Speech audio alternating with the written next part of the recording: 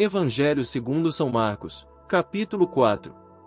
Jesus pôs-se novamente a ensinar, à beira do mar, e aglomerou-se junto dele tão grande multidão, que ele teve de entrar numa barca, no mar, e toda a multidão ficou em terra na praia. Ensinava-lhes muitas coisas em parábolas.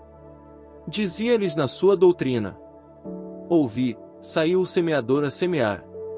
Enquanto lançava a semente, uma parte caiu à beira do caminho, e vieram as aves e a comeram. Outra parte caiu no pedregulho, onde não havia muita terra, o grão germinou logo, porque a terra não era profunda. Mas, assim que o sol despontou, queimou-se, e como não tivesse raiz, secou. Outra parte caiu entre os espinhos, estes cresceram, sufocaram-na e o grão não deu fruto. Outra caiu em terra boa e deu fruto, cresceu e desenvolveu-se, um grão rendeu 30, outro 60 e outro 100.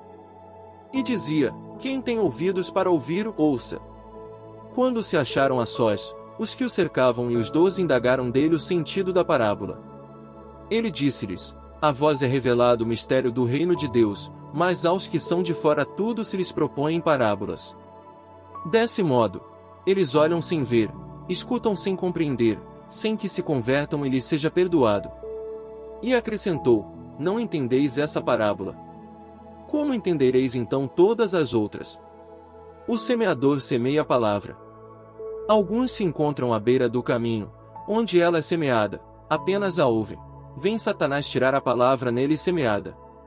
Outros recebem a semente em lugares pedregosos, quando a ouvem, recebem-na com alegria.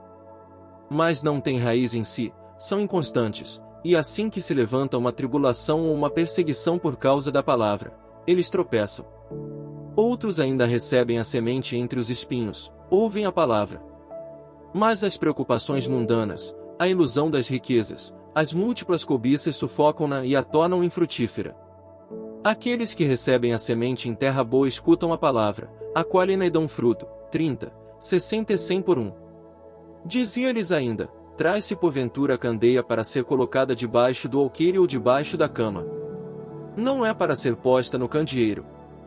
Porque nada oculto que não deva ser descoberto, nada secreto que não deva ser publicado. Se alguém tem ouvidos para ouvir, que ouça. Ele prosseguiu: Atendei ao que ouvis, com a medida com que medides, vos medirão a vós, e ainda se vos acrescentará. Pois, ao que tem, se lhe dará, e ao que não tem, se lhe tirará até o que tem. Dizia também: O reino de Deus é como um homem que lança semente à terra.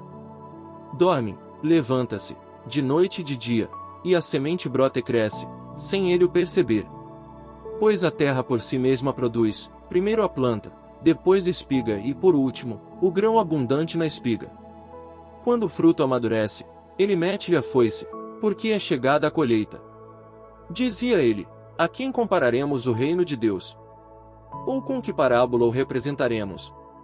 É como o grão de mostarda que, quando é semeado, é a menor de todas as sementes.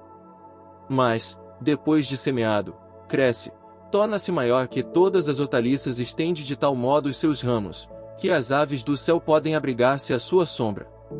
Era por meio de numerosas parábolas desse gênero que ele lhes anunciava a palavra, conforme eram capazes de compreender.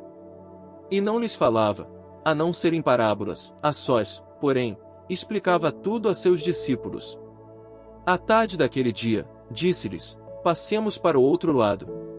Deixando o povo, levarão-no consigo na barca, assim como ele estava. Outras embarcações o escoltavam.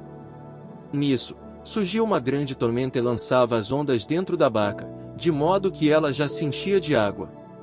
Jesus achava-se na popa, dormindo sobre um travesseiro. Eles acordaram-no e disseram-lhe: Mestre, não te importa que pereçamos? E ele, despertando, repreendeu o vento e disse ao mar: Silêncio! Cala-te! E cessou o vento e seguiu-se grande bonança. Ele disse-lhes: Como sois medrosos! Ainda não tendes fé? Eles ficaram penetrados de grande temor e cochichavam entre si: Quem é este, a quem até o vento e o mar obedecem?